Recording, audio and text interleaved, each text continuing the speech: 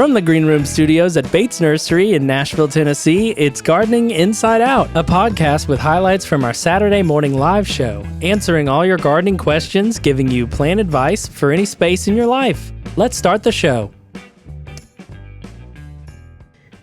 Hey everyone, Caroline Gant here. Hi everyone, Austin Lowen here. And it's Tyler Blankenship joining you again. Once again, another week down, we are here to talk about September 30th's broadcast. It was a good one. It was a good one. We talked a lot about what? Fruit trees. So many questions about fruit man. trees. People having issues, you know. We live in Middle Tennessee, and fruit around here can be a little tricky. Yes, it can. I have a lot of apple trees. When I say a lot, I mean two. No, well, that's not very many. I'm pretty sure they're dead now. They've been there for years. I never did the right steps.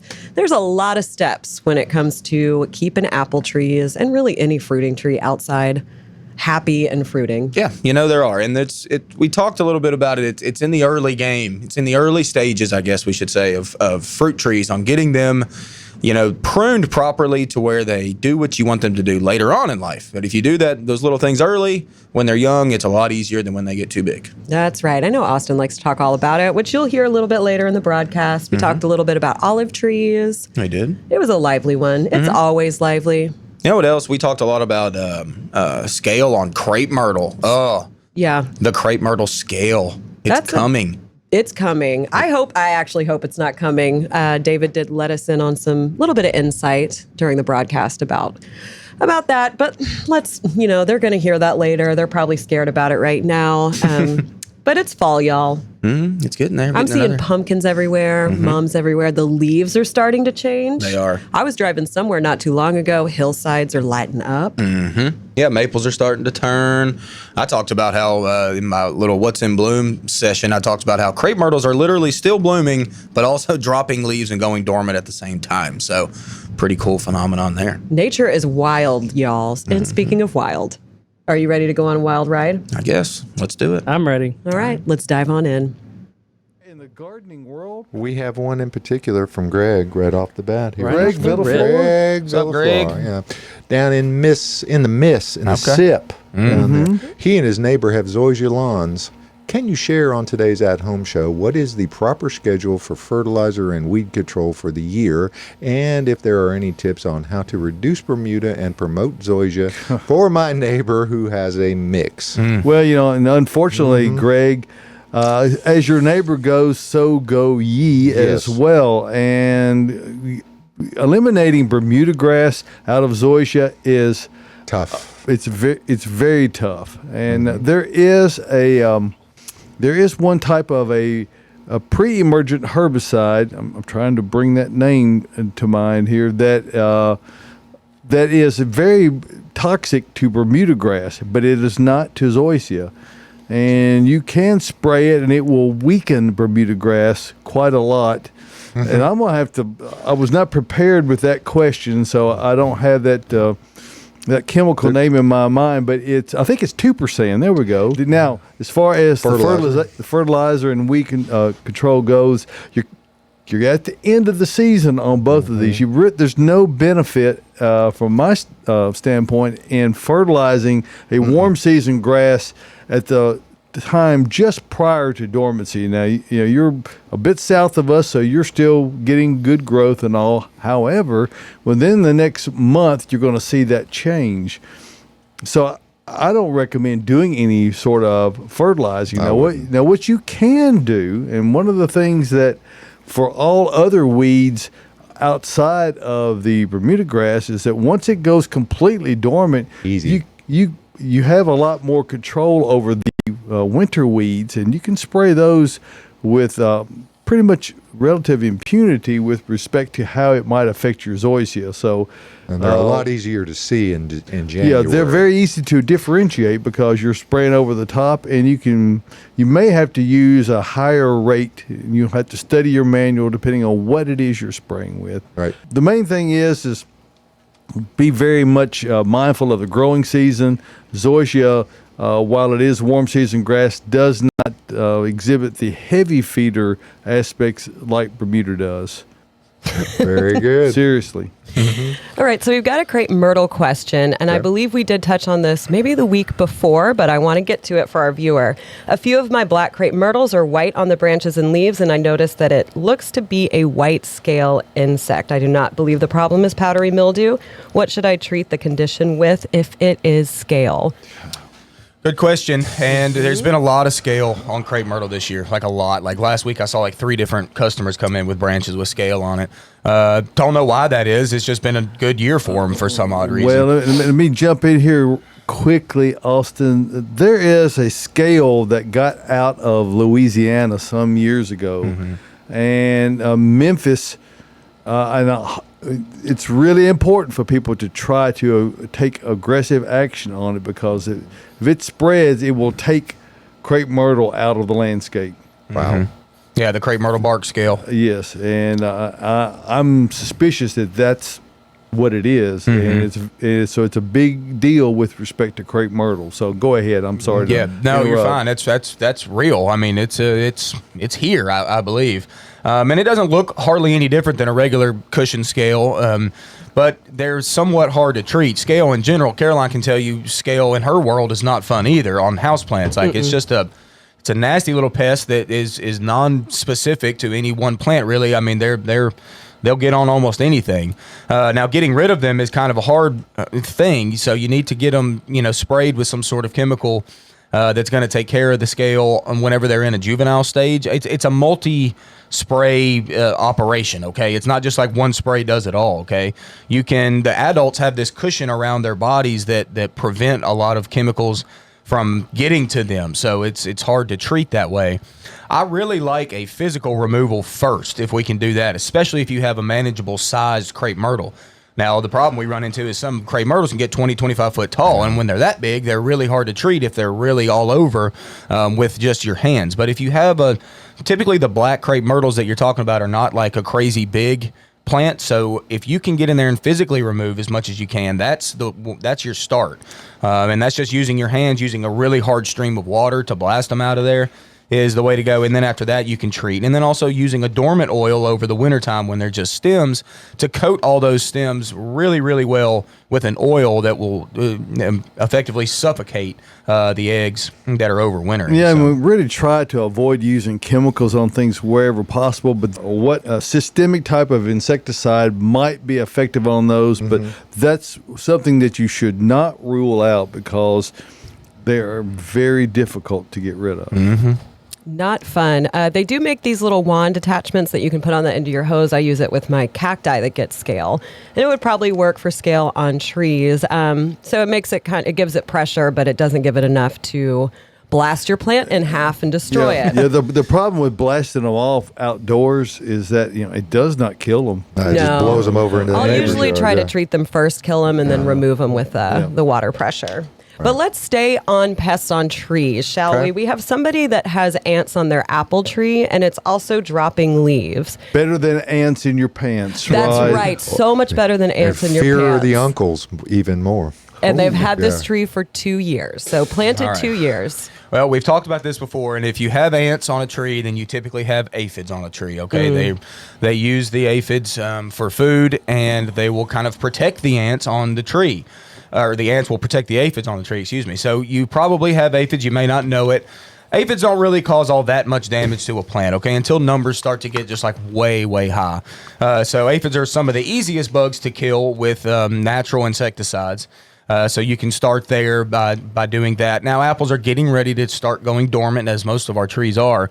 So if you get in there and you really look and you see that the aphids are not all that bad, or you can kind of let it go for the rest of the season and let the leaves drop. You can clean up those leaves at the end of the season and get rid of them, and make sure that we spray your apple trees with dormant oil once again. All your fruit growers out there, every orchard you see is going to be spraying dormant oil on their trees over the wintertime, okay? This is just another protection, for the plant for overwintering insects. So let's go ahead and do that as well. For this season, like I said, though, they're getting ready to start going dormant, so it's not all that bad. But almost any chemical insecticide or even natural insecticide will kill the aphids if you want to go that route. Neem oil will do it, yeah. A lot of things kill aphids. They're pretty easy to they Soapy water. They're my favorite pest out of all of them. Yes, Soapy water. They probably do the least amount of damage, honestly. Even with high numbers, they can do minimal damage. But they more or less actually aesthetically make your plant look displeasing because they secrete honeydew, which is their poop. And then, I said it. And then a black little fungus will get on that, and then your leaves look kind of black, and that's unsightly to see. Yep. That's pretty much the biggest damage that aphids really do. And on the a tree. driveway, and the patio, and the grill, Oh, and the furniture outside. So it can be annoying. But they're pretty easy to get rid of. Yeah. Austin, I just blast them off with water. would they go for anything else that's like nectary on the tree? Like if it's a fruit tree, would they go for where it produces the fruit? Aphids, not so much. No, they're very much so a leaf. I meant the ants. Oh, the ants. Would there be any other ways they would be feeding if they weren't being symbiotic with? I've seen like ants on say peach trees or something that are they will. secreting Yes. their sugary substance. Yes, they're ants are pretty good at living. They're opportunistic. They too. are. Yeah. So they'll come up and suck on the juice of a peach. I would. All Good to right. know, Austin. Okay. Stay away from my plum. All right. Speaking of fruit trees, let's stay on that topic. Do you have to fertilize apple trees and blueberry bushes to get them to fruit? No, not necessarily to get them to fruit, but to keep vigor and health. Yes, it's very helpful to fertilize in the spring. I mean, most every grower is going to be fertilizing their plants in the early spring when they're actively growing, and this produces a happier, healthier plant, which will produce healthy fruit. As long as everything goes right within the season, But blueberries are pretty consistent producers here in Middle Tennessee anyway. It's not like a peach to where one little late frost can wreck your crop for the year. For the most part, blueberries are going to come in strong. Apples, not necessarily the case here in Middle Tennessee. There's a lot of issues that could happen with apples. But like this last year, apples were fantastic. But fertilizing where it is important in fruit production and for pest prevention is that plants that are healthy and vibrant and growing are naturally more resistant to pests and pathogens and are a lot able to deal with whatever comes down the pike, so to speak. That's right. We did get a live question in about apple trees. So one of our viewers says her daughter has 2 apple trees. They are 5 years old and have never produced fruit. What's the deal? What's the deal? What is the deal? They could have started young, and they just haven't matured enough to really set fruit yet. Apples produce fruit off of what we call spurs, and they're like these little nubbins. Nubbins? That's a technical term, right? Little like they're short little stalks that produce these flowers, and they take a number of years to really produce a lot of those spurs. So it could just be young. I don't know how big the plants are. Pruning techniques are highly needed with an apple tree to get the shape and form that you want to produce a quality amount of fruit. But if you're in the mid-state here with us, then you deal with apples just like we do. And like David just said, it's almost like every year is different. And this year we had a major crop of apples for whatever reason. And like last year we had like to nothing. So it's, growing fruit in Middle Tennessee can be frustrating, but it's also, you got to have some patience, and trees definitely need that. And we need to give it a good prune this winter. So if you need some tips on that, maybe you can come out and see me. I can kind of help you out on how to get that structure where we want it to really produce the apples that you want. And Cheryl, you want to know how many blooms did you see this spring? I mean, if you didn't see any flowers, you're not going to have any fruit. Yeah. So Exactly. keep that Speaking up. of fruit flowers, I want to get one more question in. Tomato plant flowered but never got any fruit. Thoughts? That's weird. That's tricky. That's kind of really weird because it's been a great tomato year this year, at least for me. I literally picked me and my daughter Marley picked probably 20 pounds of tomatoes last night. Not even joking. Last night? You still have them? Yes, they're coming in strong. And red, Well, you're ripe, sad. beautiful tomatoes with a lot of green ones still behind it. So I'm not sure why that would have happened. Huh. I mean, I hate to Austin say is it, but stumped. Unless they're just devoid of bees. Yeah. I mean, unless Yeah. there's just no pollinators, which, I'm generally, if you've got things in flower, the bees will come. They'll find it, yeah. I don't know what would be preventing that. Now, you can take like a Q-tip and do pollination by hand if it's short on bees. Yeah. But that's not the preferred way. Mother No. Nature has a really good method for doing that, and bees provide that service. And plant some other stuff. Generally around the free of yard, charge. Yeah, Yeah. plant some pollinator friendly stuff around the yard too, and they'll find it. Plant some more Yeah. tomatoes. Yes. Like don't just do one. Do a number of them. Yeah. It seems to get a lot of pollen kicked up in the air. Is a lot more. You get a lot more fruit that way. And you get more pollinators that come in that Yeah. are attracted in.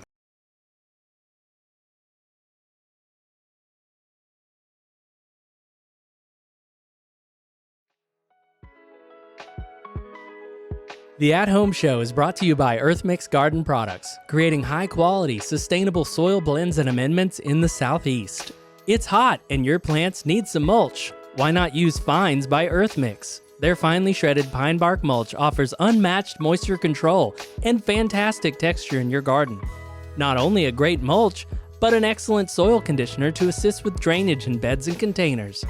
Visit earthmix.net for more information and a list of Mrs. Bates retailers is watching near the you. show this morning. Remember, Good success morning. She begins at had the a ground level comment. when She you said, "I choose wonder if the apple EarthMix trees need a garden pollinator." products. We don't know what color the apples are, do we? Oscar? Well, it doesn't really matter, does it?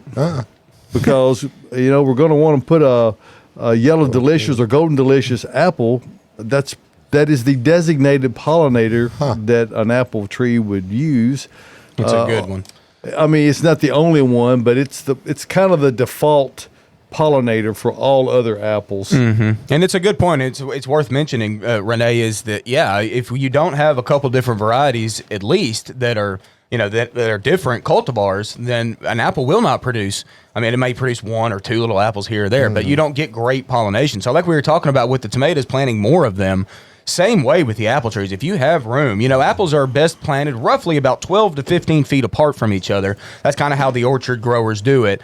So if you've got space for more apple trees, get some more, know what variety you planted, and then come out here and let us get you pollinators that will be in bloom all at the same time, to where the bees can be all around each one of those trees to throw that pollen in the air, because they do need that to produce fruit.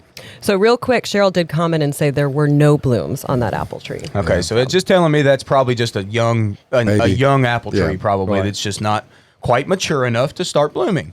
So Growing up. This is the time where we put in our efforts in pruning over the winter time to get that structure how we want it. Immaturity is a common problem in gardening. Josh. Oh, Josh. Josh, yeah. At least you know.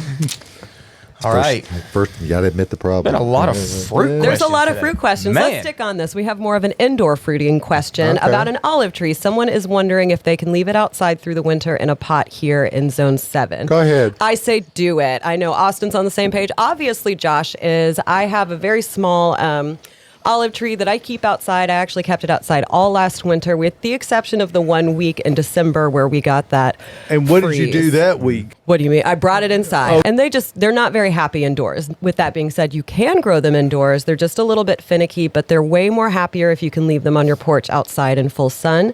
When you bring them inside, they tend to drop their leaves. I know Austin has one as well. I don't know how it's doing, but he left his outside and he brought it in. I think you said it dropped a little bit of leaves. It dropped within 2 days. It Yes. started dropping leaves. This is the same thing that Caroline did. I had an olive tree, and that freeze was coming in December. We were all aware of it, so I brought it inside the house. I'm not even joking, y'all. I had it in the house for 4 days, and I saw more leaf loss within those 4 days than I did the whole rest of the winter. And to answer your question, Caroline, it's doing great. Well, Yes. good. It's I'm just happy living its best doing life. And, it's one thing that's Thriving. important to keep in mind about olives in particular. While you may consider it somewhat of an indoor plant, it's not a tropical. It's a Mediterranean tree. Correct. So by doing what Caroline suggested and bringing that in only during the most severe times, and really that would be anything that's likely below 20 degrees in the case of an olive. If you can do that, just keep it well watered. Otherwise, it probably will be okay. But it is a Mediterranean, not a tropical, so it can handle some cold weather. And I would say, I'm going to ask, actually, what do you think? Are your thoughts on this? Say you brought it inside the house, your olive over the wintertime, and say it shed every single leaf. It's still alive. Okay. My mom, good morning, Sherry. She's probably watching. Hey, Sherry. Did that same thing. She brought her olive tree in. It defoliated. It dropped all of its leaves. And she was like, I think it's dead. And I said, it's not. Just put it outside once it gets warm or now, and it will refresh in the spring. She bought another olive tree, stuck it next next to that olive tree in the same pot, and now she has 2 olive trees in one pot. So yes, great question. If you do have it inside, especially in the winter when the days get shorter, if it does start to drop its leaves, and if it does drop all of them, chances are it's still alive. So just hold it on out. And when it is like that, don't keep it too wet when it has no leaves. Like, it's not using water at that point. It's pretty much gone dormant. So if you keep it too wet, it's not going to like you. I mean, and citrus trees are this way too. You know, if your citrus drops all of its leaves, it's not dead either. No. I mean trees like to drop their leaves. They want to go to sleep. They want to rest. So it's a natural process. I mean, plants aren't perfect all the time, like we talked about last week. It's going to happen. All right. All right. Hydrangea question. I know Austin missed answering quite a few last week. We have just one. They are asking, can I plant an incredible hydrangea in full sun? Okay. Let's talk about it. Yes, let's talk about it. And yes, you can. Now, you need to watch it the first season and probably even the second season, okay? They will sun wilt.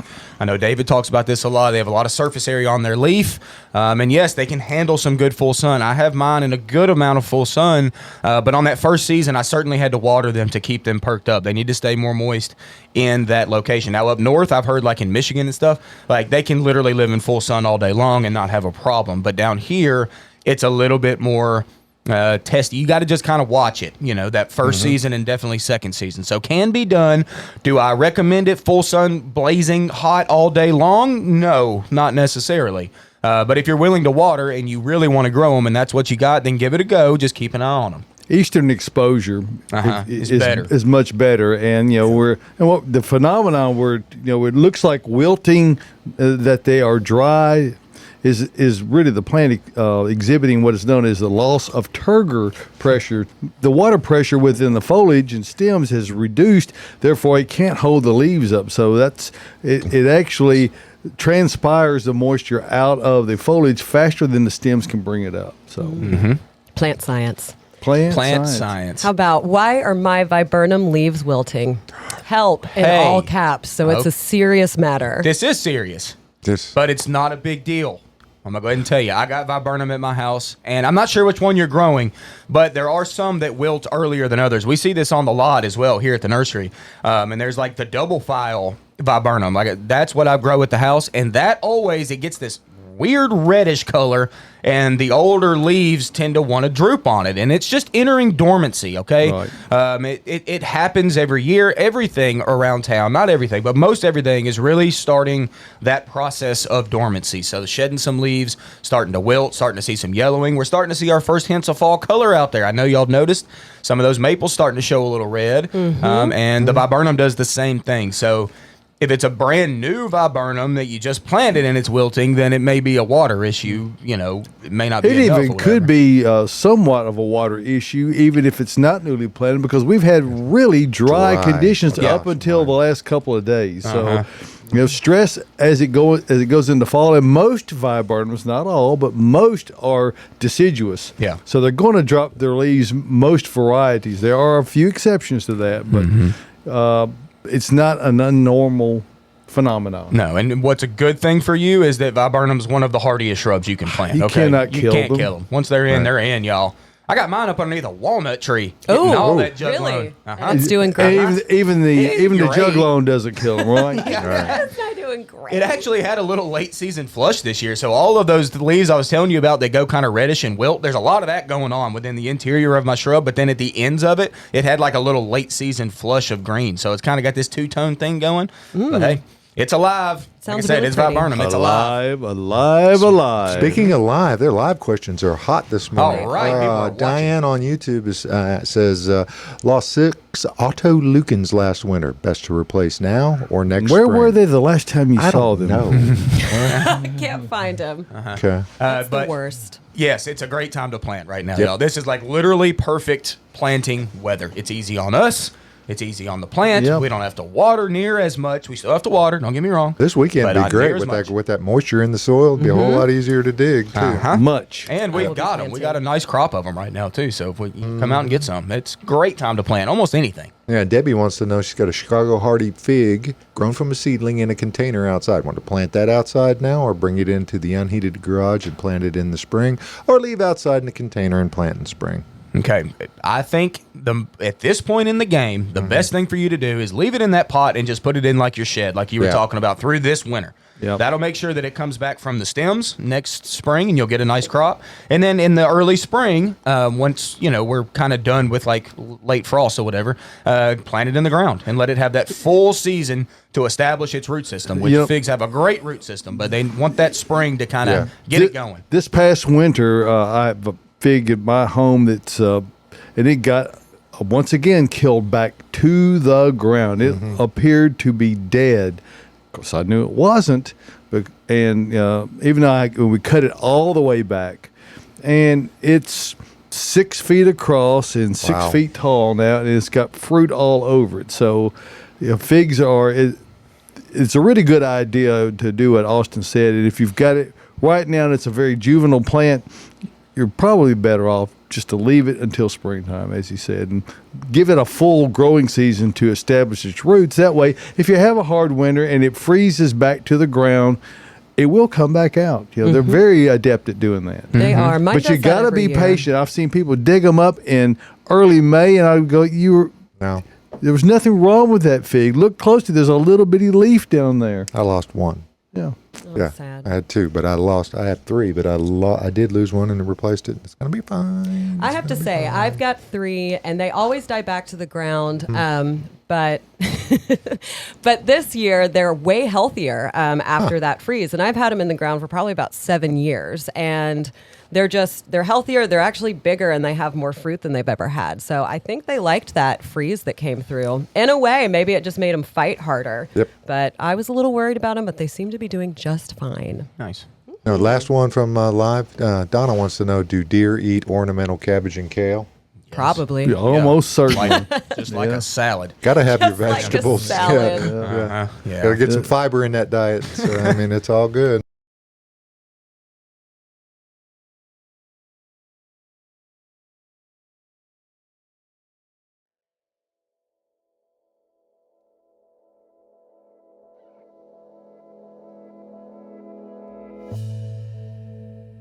Additional support for the At Home Show is brought to you by Bates Nursery, a third-generation garden center located in Nashville, Tennessee, offering the widest selection of plants and gardening supplies from large trees to houseplants, from seeds to soil. Their knowledgeable staff will assist you with all your gardening needs. Open year-round, minutes Okay. from the Past heart of week Nashville was in the beautiful Whites dinner Creek, by the Tennessee. bridge that Browse Greenways their for Nashville, selection and we're proud to be a online sponsor of that. anytime Got to at see so many batesnursery.com. wonderful Bates folks Nursery and Garden while Center, we were there beautifying having dinner Nashville and since socializing, 1932.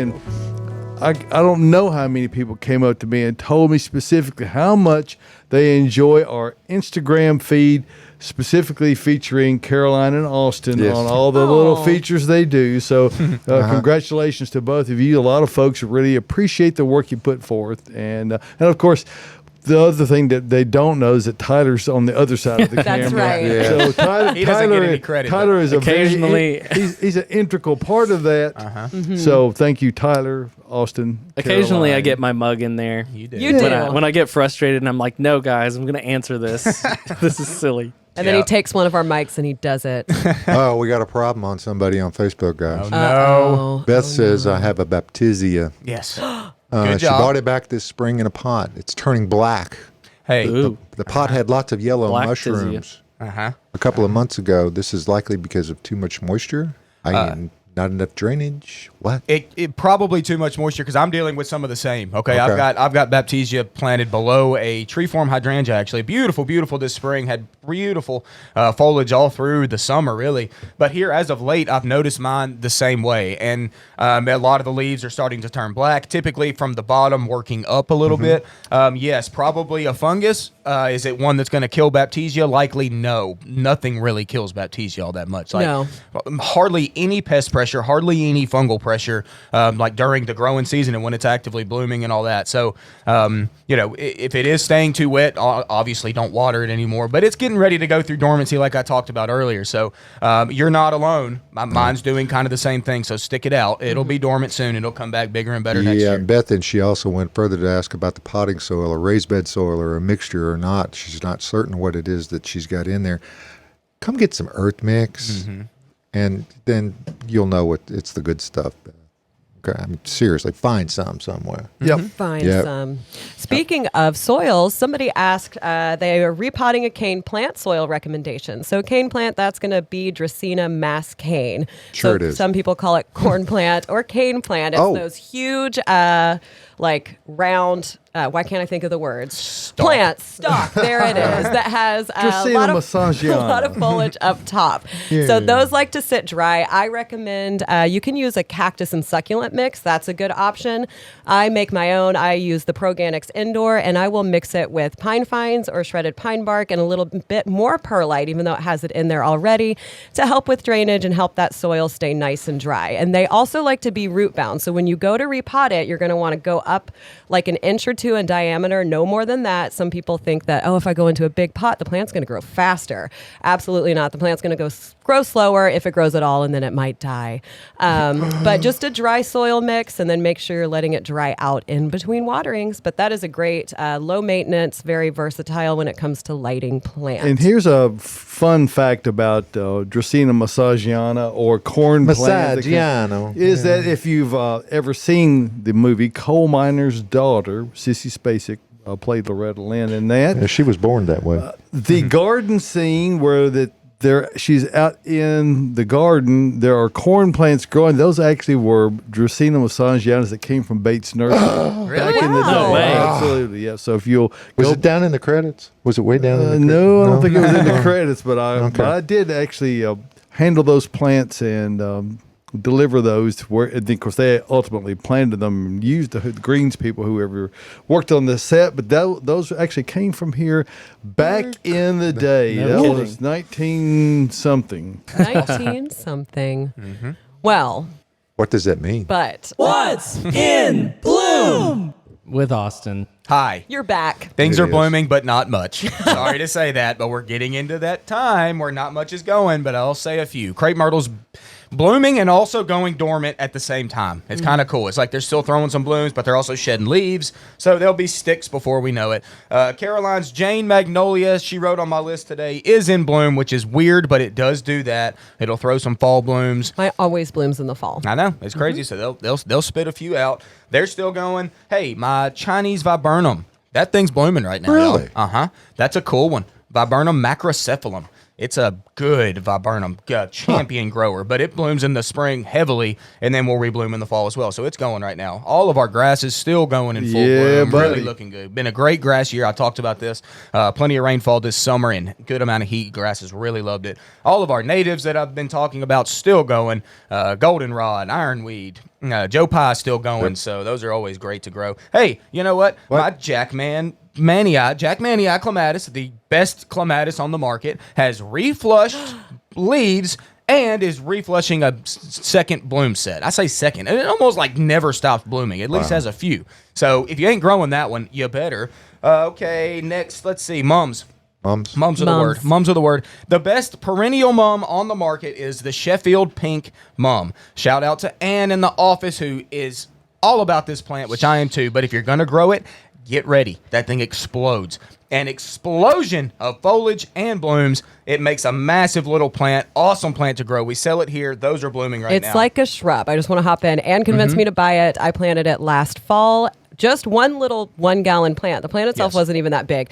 I mean, it is a full on shrub that's like 3 feet across and probably at least 2 feet high. Yeah, I'm telling and you. mine has buds and it's about to open. Yeah. So thank you, Anne, for that recommendation. I absolutely love it. It is a shrub. It is. Be careful when you plant it. Make sure you got room for it, but it's an excellent plant. And then lastly, but not leastly, pansies. Pansies. We had a question actually on our Instagram feed the other day when we answered the question, and it said, hey, what other flowers can I plant in the winter in Middle Tennessee besides pansies?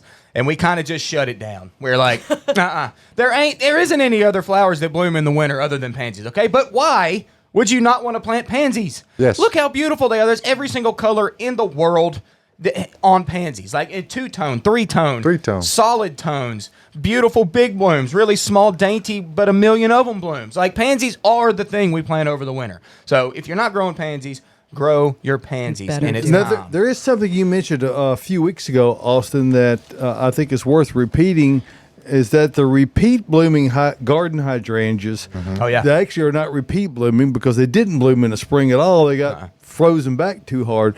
We're seeing fall flowers on those. My brother Mark actually sent me some photographs, and Mark, I'm sorry, I forgot to send them to Tyler. So they're not going up on the screen, but he's getting a lot of growth out of his, and they were initially coming out pink, and he did apply some aluminum sulfate or magnesium sulfate, I guess it was, to lower the pH and turn them blue. Yeah, Wow. That's a great point. It's if you're lucky enough to where you planted the Endless Summer collection of hydrangeas, Yep. that's hence the name Endless Summer. They typically bloom in the summer. They did not this year, like David said, but then their sucker sprouts that come from the ground will produce late blooms, and that's what you're seeing right So now. now they're Yay. perpetual fall hydrangeas. My hibiscus didn't bloom all summer. What? Going crazy right now. I mean, absolutely covered It's with bloom. blooming right now, you Yeah, mean? absolutely Okay. going nuts. Nice. Unbelievable. What color is it? Kind of a peachy orange. Okay. About the same color as that dahlia up there. Peachy on- orange. Nice. Oh, you're talking about a tropical. Yeah, it's a tropical. That's Okay, the one yeah. you put in your basement every year. Yes, and it bring goes out. lives in the Uh-huh. hole. Yes, it Yeah, goes. I've noticed they will spend a lot of energy throwing leaves, it seems like, during Yeah. the growing season. And then once weather changes and night temps drop and probably sunlight gets less during the day, Yep. then they'll start throwing those blooms. So Very good cool. work, Josh. Joy has got a dwarf variety of deodar cedar that what is there a dwarf variety? Yeah, of Feeling deodar? Blue is Yeah. one. Okay. Feeling blue. Matter of fact, the quick story about Feeling Blue, deodar cedar, is my dear departed friend Cliff Comstock with Monrovia discovered that sport. Wow. It's probably been 40 years ago, but he was a great guy, and I often have hated. I mean, Feeling Blue is a really cool name. I guess it's Feeling Blue because Cliff's no longer with us. Yeah. What a great guy he was. Yep, and then so that's a good recommendation. Any recommendations for planting and watering? She bought a gold one, but I'm scared it's going to get too big for where I want to plant it. A 20 by 20 space. Oh, I think that's probably still fine. I mean, Yeah. by the time that thing's overgrowing that space, we're talking a long time from now. I That's think next that's century, right? Yeah, I mean, that's a long time from now. I think that's a cool spot for it. And let it be. Let that thing grow. I mean, it'll get 20 foot here. It might get 30 foot here, but that's okay. Over time, it'll be You know, gorgeous. if Sounds like you're a getting long time. if you're getting a couple of decades out of something, That's pretty I good. kind of think you've gotten your money. Yeah, worth out of that's it. pretty Yeah. good. Yeah. Definitely. All right, so let's wrap Okay. up on a question that has to do with two of Austin's favorite plants, hydrangea and switchgrass. Yes. Shenandoah switchgrass is covering my limelights. Will the limelights eventually get bigger? Yes, most definitely. Limelight gets huge. Absolutely Giant. huge. Mine got like 10 foot. Yeah, so stick it out with that one. The grasses are going to come back from the ground each year, so you'll see that limelight probably explode next spring Yep. and get much bigger, and it'll look great. I love those plants together. Oh, yeah, they're gorgeous. What else do you like with it? Boxwood. Ah. And maybe some petunias, perhaps. to. Some pansies. Oh, and some pansies. Yes. I love pansies. All right. How late is too late to plant bushes? 3:30. 3:30. Yeah. It's gonna be getting dark. It's already starting to get Yeah, I dark. know. It is already dark at Yeah, like we're- 7:30. We're losing 2 minutes and 16 seconds a day right I've now, noticed. daily. That's a lot of So, time Yeah. per day. But hey, it's never too late to plant some shrubs, y'all. No, it's not. It's really not. Put your headlamp on Yep. and get out there. But in all seriousness, I plant a lot of my shrubs when they're dormant. So absolutely not too late to plant it. They'll actually be happier as we move into winter. Yeah, and the great thing about where we live is we live in the heart of the transition zone, so there's really no time of year that you can't plant most things. So if you're in the mood, it's a good time to dig in the dirt. Yes, it is. And tallest male holly for our area, which is Zone 7. We are in Middle Tennessee. Tallest one? Tallest. Male? What is the tallest male holly? There's male and female on separate plants, but probably what do you think, David? Tallest like Fosters? I mean, get you a male Foster holly. That's one of the tallest. There are also our male Native American hollies. I mean, those can get to be 40 feet tall, Wow. but they Whoa. grow slow. Yeah. I mean, 40 feet tall? Yeah, but Wait, you're I- talking about a tree that's maybe 80 years old. I mean, they can get to be very, very old. Oh, I but they- passed up close to a 40-footer on my way home, just a straight up American holly. Yep. It's a big, big tree. It's been there forever. If you want to see a really great collection of specimens of very mature holly trees, go to the Bernheim Forest in Kentucky. There's also great stands of other American trees that have just been there forever. It's really great. Thanks, Tyler. Very cool. You're welcome. And I'll- And I'll Very, see very myself out okay. with music. Hey, thanks everybody for tuning in today. Come out here to the Bates Nursery, folks. This place is full of stuff. My gosh, it's got. We're actually every gonna have really spacious, dust-free parking. Yes. but it'll be a couple of weeks yet. Yeah, but We're, it's looking getting good out we're there. By the getting way. close. It's looking. Dr. very- Lincoln's coming to see me today. Is he? Yeah, Alright. looking forward to that. So, Love him. the good doctor. So he'll be out and about and walking the lot, I'm sure. But folks, you need to do the same Spreading thing. his wisdom. That's Yes. only Dr. Lincoln can do it. All righty, folks. Next Saturday we're going to come back. Most of us will Yeah. be in studio Yeah, next Saturday. you might be out of pocket. I might be in a pocket. I'm going to have to reach in that pocket. It sounds like so. It's okay. But Yep. the rest of the crew will be here for you, and they're going to have the at-home show live here from the Green Room Studios at Bates Nursery and Garden Center. See you then.